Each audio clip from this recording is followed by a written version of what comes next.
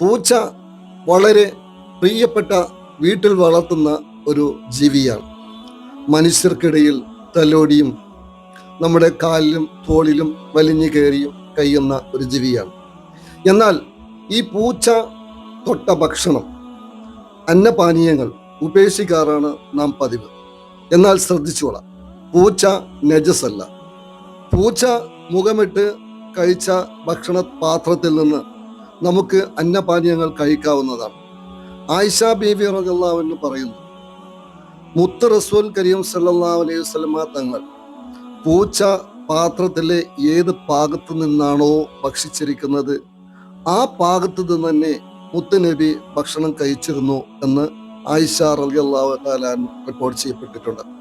അപ്പോൾ പൂച്ച മുഖമിട്ട പാത്രത്തിലെ ഭക്ഷണമോ വെള്ളമോ നമുക്ക് ഉപയോഗിക്കുന്നതിൽ തെറ്റില്ല, അത് നജസല്ല എന്നാണ് ഇതുകൊണ്ട് തെളിയിക്കപ്പെടുന്നത്.